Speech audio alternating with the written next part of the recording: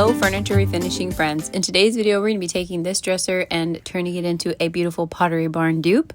It is very pretty. I like the shape, but as you can see it's got some damage and I've already filled that with Bondo and sanded it down and sealed that with shellac. Now I'm just going in and cleaning it up. It was pretty dusty but nothing too bad, and I'm just getting it all cleaned up, and then I'm also going to take off all the hardware and we're going to be installing new hardware. And then the other thing I needed to do was adjust some of the drawer slides. One of them was a little bit loose and was causing some trouble. And I always like to add a little bit of lubricant to the drawer slides, these metal drawer slides. I try to clean them up the best I can and add some lubricant so they slide nice and smooth. They are hard to repair though. If they're actually broken, you're just going to need to do a replacement.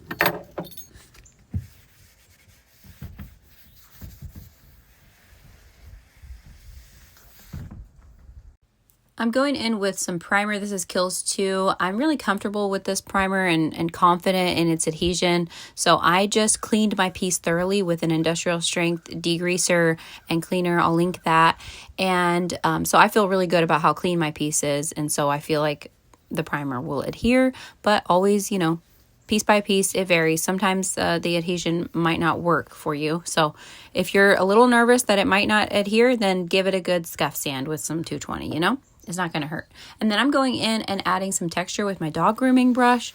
This is optional. You don't have to do this. If your paintbrush gives enough texture for you, that's fine. I just like to add a little bit of texture, and it just makes it more wood-like in the end. And so I've been doing that lately, but it does take longer to dry. So if you know you're working in an environment that you're not going to get any sun, you're not going to get any heat on this thing, and you want to paint the same day, then you're definitely going to want to just go with a thin layer of primer versus this thicker layer. Otherwise you'll get bubbles that will pop up under when you go to apply the paint, and you don't want that. I've had that happen before. So learn from my mistakes. I'm going sideways on the sides of this dresser. That's totally optional as well. And I also switch it up. Sometimes I go up and down and sometimes I go side to side. It doesn't seem to matter much. It just depends on how the look I'm going for and what I feel like is looking good on the piece. So that's just a personal preference. I'm also going sideways on these up and down things. So again, personal preference.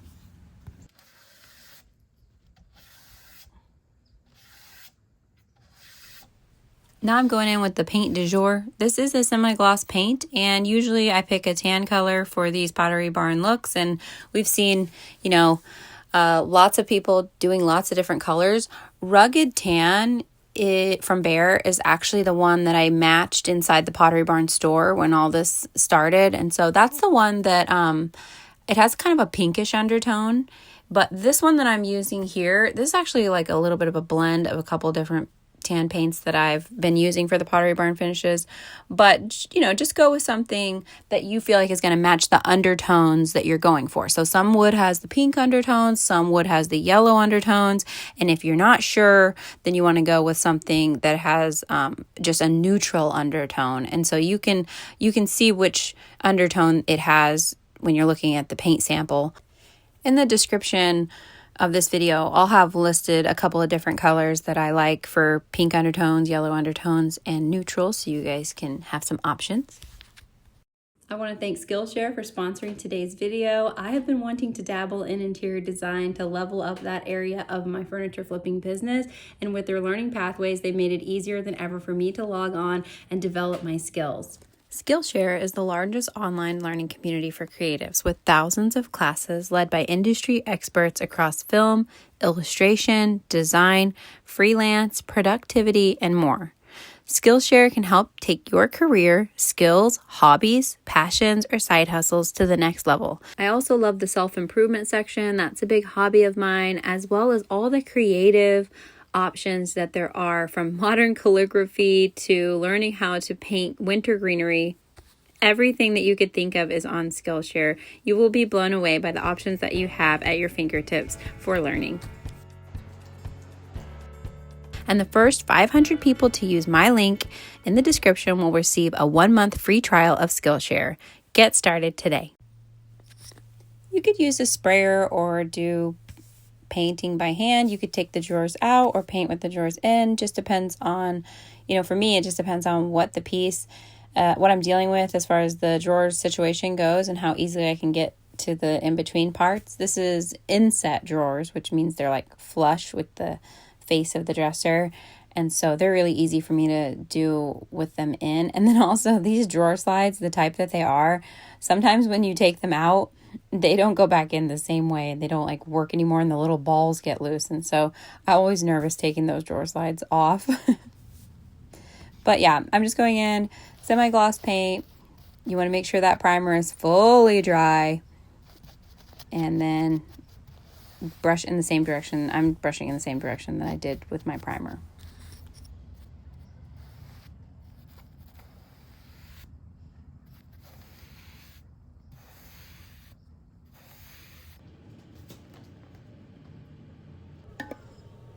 I usually let the dresser sit for a day or two with the paint on there and let it fully dry before I go in for the next step, which is going to be our glaze. This is Rustoleum's decorative glaze. It is the shining star of the Pottery Barn finish. So, you always have to have a can of this on hand.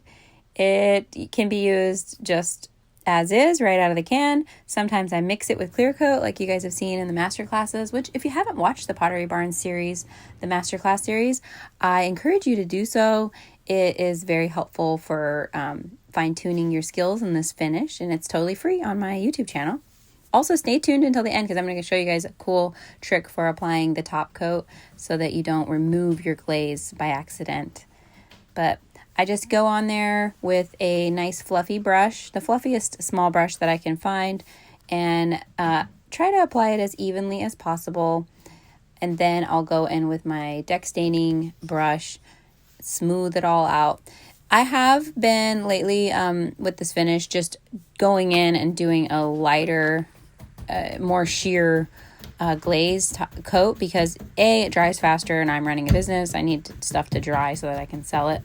And then B, I like the lighter look and, it's a win-win for me. So and it uses less product. But if you want a darker wood look, you could, apply it thicker and do less brushing.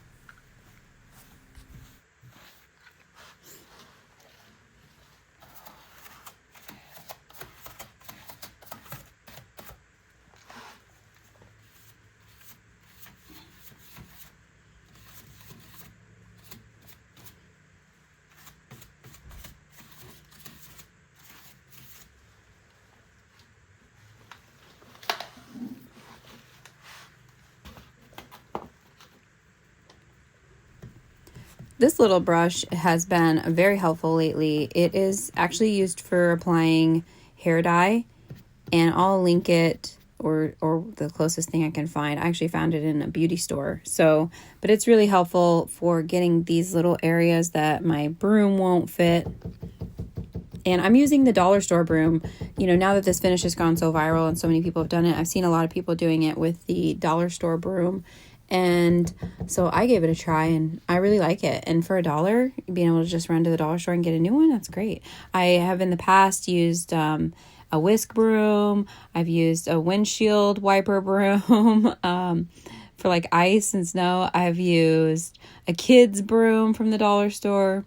It doesn't, it seems like pretty much any broom can do the trick. So just be as creative as your heart desires.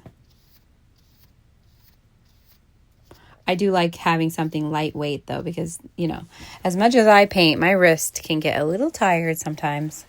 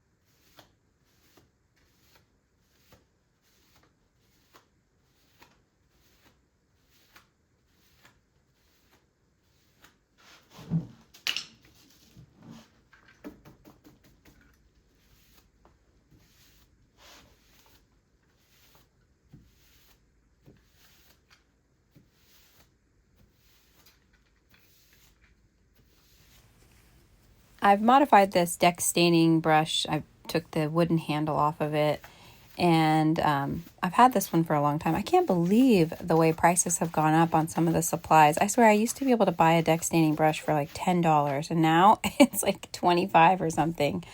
But anyway, I'll link that as well. And hey guys, whenever you click on the link in my description, especially like the Walmart one, that one it pays like really good commission, and so you guys really help the channel out when you do that. So that's just a free way that you guys, if you're gonna buy the product anyway and you click on the link and buy it like online on Walmart's app, then yeah, that really helps the channel out. So I can keep giving you guys all this free stuff, which I enjoy doing. You want to go from one end to the other. I don't want to talk to you guys like you don't know, because I think a lot of you are really good at this finish already. So, but you know, some of you who might be new, I do just focus really on the top, getting it nice and smooth from one end to the other. And then I worry about this area last, because I can usually fix these little, you know, parts where it has built up and stuff a lot easier than I can fix the top. And the top is what everyone's going to be looking at when they come in to buy it. And that's what they're going to be like rubbing their hands across the top of your dresser. And then, you know, so just worry about that last. You can go in with a foam roller and kind of clean up all the pooling. And then again, this little handy dandy hair dye brush is saving the day. And then I just keep a variety of little brushes on hand. And lately, guys, I have been keeping a trash bag. I just put a trash bag on the ground flat, and then I use that as my workspace. And so that way I can just like throw everything down and then pick it up. Sometimes I've used a bucket in the past with a little bit of water in it, like especially in summertime, or if I'm working outside in the summer and everything's drying up on me really quickly. But in the garage, in the cool of winter, I can just leave my products out. I don't have to like have a damp washcloth nearby. The chamois that I so lovingly use in the summertime is necessary, and a trash bag works great.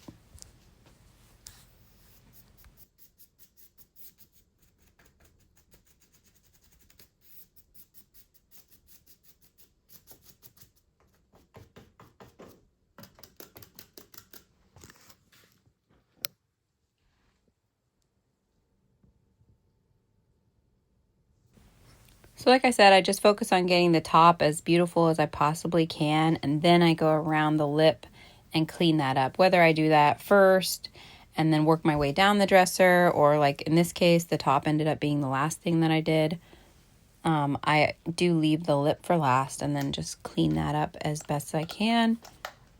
And if all else fails, I will use a wet washcloth with a little bit of alcohol on it, and I'll wipe away any of the glaze that might have dried on the lip, and then just start fresh on that area. But that, speaking of lips, you know, that's what I leave here too on the drawer fronts. I'll leave those until pretty much dead last, because I care the least about those, and everything else drying up matters a lot more for the look of the dresser. I want it to look nice and finished, and so I do the best I can, but it's just not going to be like the focus.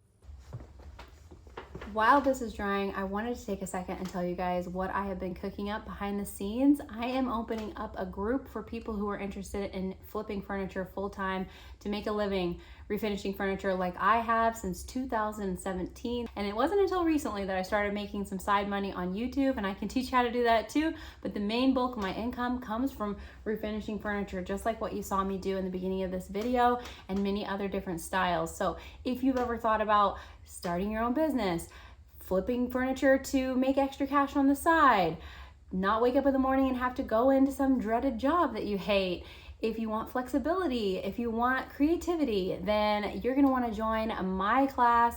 I'm going to be doing a paid group, and I'm not giving this information away for free because it's very valuable information, and I don't want to flood the marketplace. So I don't know how many people I'm going to accept. I don't know how long I'm going to be doing this, but it is going to be going live soon. So if you're interested in applying and being one of the members of this group, then go to the link in the description. I'll have information there where you can sign up. And yeah, I'm really excited, and I hope you'll join me there.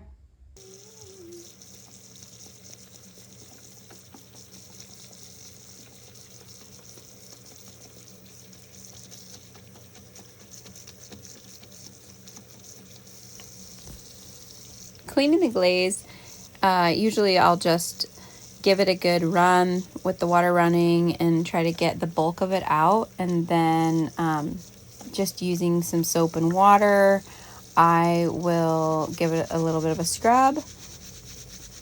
I wash the brush, I wash everything that I used except for the trash bag, which actually I'll usually just leave it out there to dry and then I'll use it again.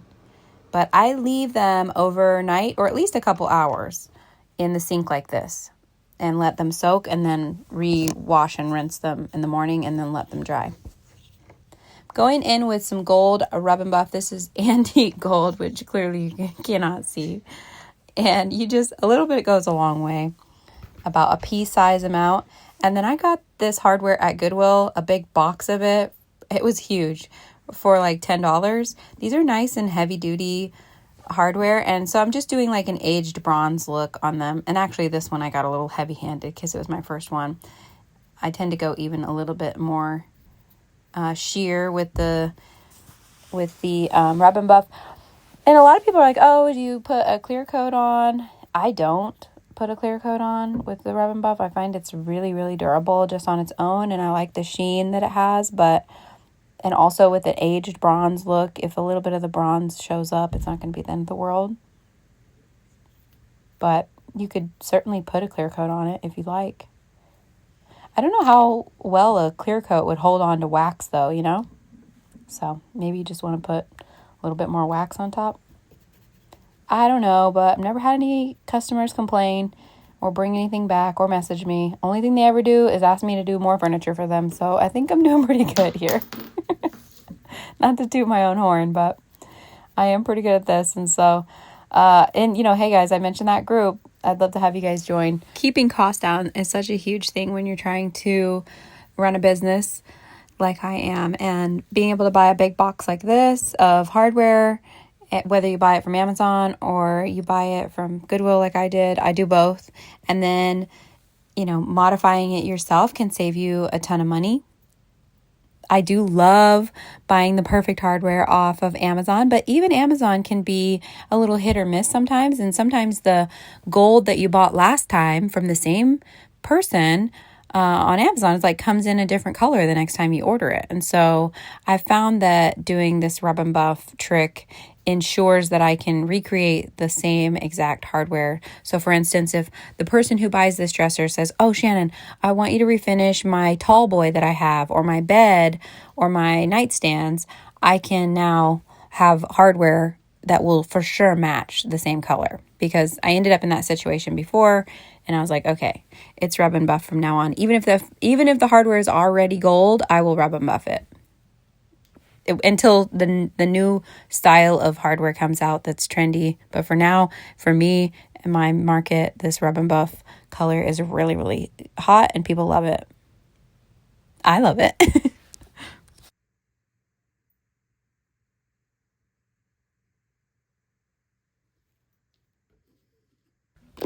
I just throw my paintbrush and my rub and buff and the hardware in the box and move on. I don't clean it. I don't do anything with it.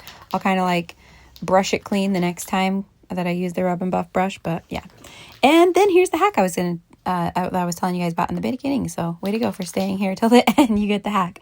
So I get a lot of people messaging me about the pottery yarn finish, obviously.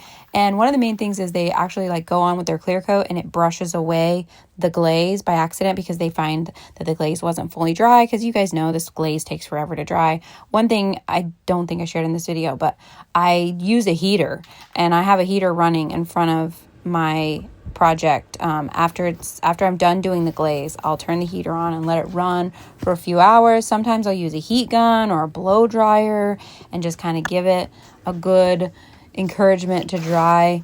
But I have the luxury of that. I have a little workspace in my garage, and so many people don't. If you don't and it dries really slow on you, you know, you're just gonna have to wait days and days and days. But that's the other advantage of applying it very thin. But I'm just going in with this clear coat here. And then I'm using, this is actually, I bought this brush off Temu when I did that video.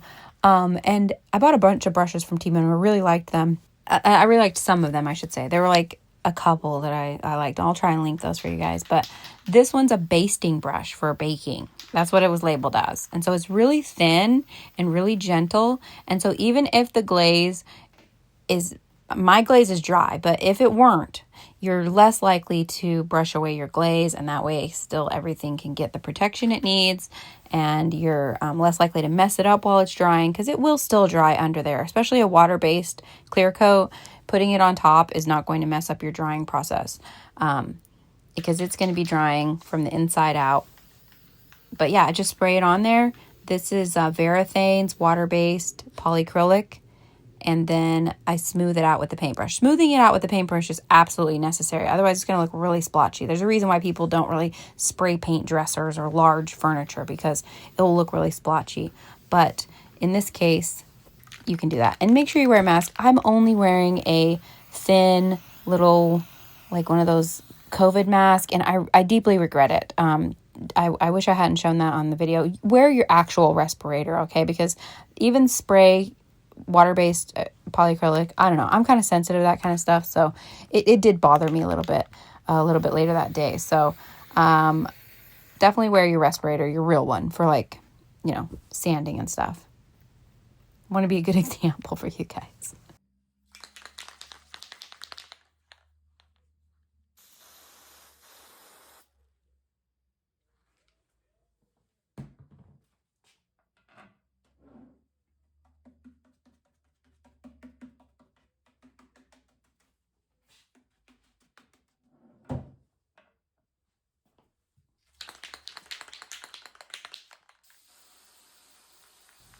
Around the drawer fronts where I can't really spray, I don't want to spray inside the dresser drawers, then I just spray it right onto the paintbrush and then dab it on there